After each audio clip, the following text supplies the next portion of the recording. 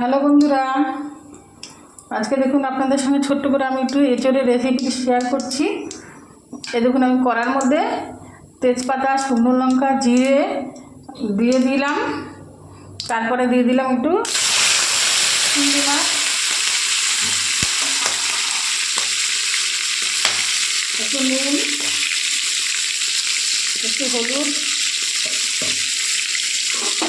দিয়ে দেখুন নেড়ে ছেড়ে যখন ভাজা হয়ে যাবে, তখন দেখুন আমি এর মধ্যে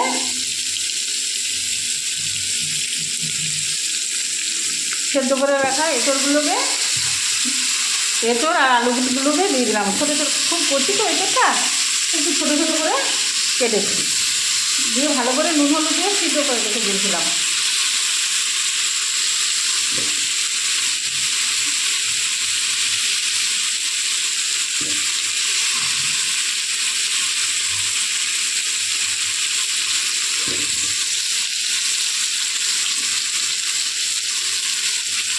আর একটু নুন আমি এর মধ্যে দিয়ে দেবো।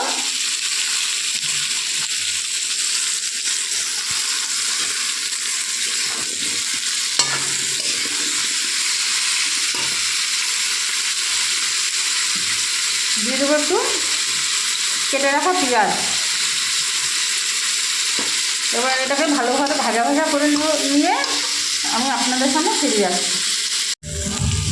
যখন ভাজা হয়ে গেছে, এবার আমি এর মধ্যে দিয়ে দেবো পেঁয়াজ, রসুন, আদা, জিরে, শুকনো লঙ্কা, এই পরিমাণ মতো অল্প হয়েছে তো আমার, সেই বুঝে একটা পেস্ট আমি এর মধ্যে দিয়েছিলাম।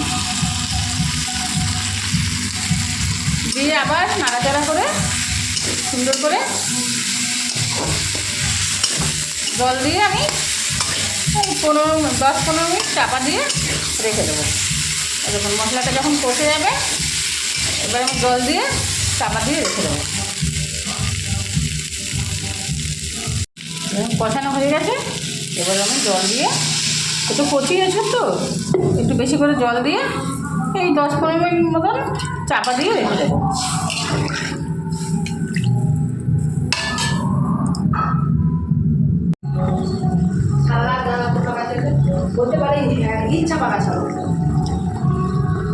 এই দেখুন 10-15 মিনিট ধরে ফুটে এসছে। এবার আমি এর মধ্যে দিয়ে দেবো একটু ঘি দিয়ে দিলাম। আর দেবো শুকনো খোলা ভেজে রাখা 1 চামচ আদা, জিরে, ধনে, জিরে আর গরম মশলা আমি শুকনো খোলা ভেজে রেখেছিলাম, সেগুলো বেটে রেখে দিয়েছিলাম চাপা দিয়ে, সেটাও এর মধ্যে দিয়ে দিলাম।